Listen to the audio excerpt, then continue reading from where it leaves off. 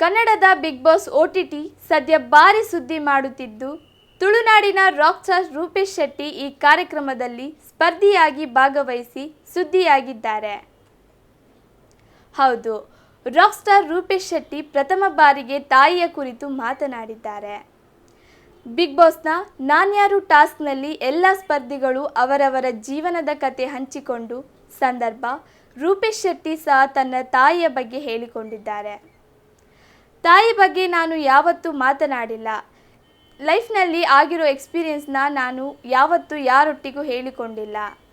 ನಾನು ಹುಟ್ಟಿದ್ದು ಒಂದು ಚಿಕ್ಕ ಗ್ರಾಮದಲ್ಲಿ. ಕರೆಂಟ್ ಸಹ ಇರಲಿಲ್ಲ. ನನ್ನ ತಂದೆ ಯಕ್ಷಗಾನ ಕಲಾವಿದರು. ನನ್ನ ತಾಯಿ ಬೀಡಿ ಕಟ್ಟಿಕೊಂಡು ಜೀವನ ನಡೆಸ್ತಾ ಇದ್ದರು. ನನಗೆ ನನ್ನ ಫ್ಯಾಮಿಲಿ ಅಂದರೆ ಏನೋ ಒಂಥರ ಗೊತ್ತಿಲ್ಲ. ಅದಕ್ಕೆ ಕಾರಣ ನನ್ನ ತಾಯಿ. ನನ್ನ ಅಮ್ಮನಿಗೆ ಸ್ವಲ್ಪ ಮಾನಸಿಕ ಸಮಸ್ಯೆ ಇತ್ತು. ಅವರಿಗೆ ನಮ್ಮ ಫ್ಯಾಮಿಲಿನಲ್ಲಿ ಏನಾದರೂ ಗಲಾಟೆ ಆದರೆ ಮರುದಿನ ಮಾನಸಿಕವಾಗಿ ಅಸ್ವಸ್ಥರಾಗುತ್ತಾರೆ. ಒಂದು ದಿನ ನನ್ನ ತಂದೆಗೂ ಅಜ್ಜನಿಗೂ ದೊಡ್ಡ ಗಲಾಟೆ ನಡೆಯುತ್ತೆ. ಆವಾಗ ಅಂದ್ಕೊಂಡೆ ನಾಳೆ ಅಮ್ಮನಿಗೆ ಸಮಸ್ಯೆ ಶುರುವಾಗುತ್ತೆ ಅಂತ. ಆ ದಿನ ನನಗೆ ನನ್ನ ತಾಯಿಯನ್ನು ಫೇಸ್ ಮಾಡೋದಕ್ಕೆ ಭಯ ಆಗ್ತಾ ಇತ್ತು. ಈ ಘಟನೆ ನಂತರ ನಾನು ತಾಯಿ ಜೊತೆ ಮಾತನಾಡುವುದನ್ನೇ ಬಿಟ್ಟಿದ್ದೆ.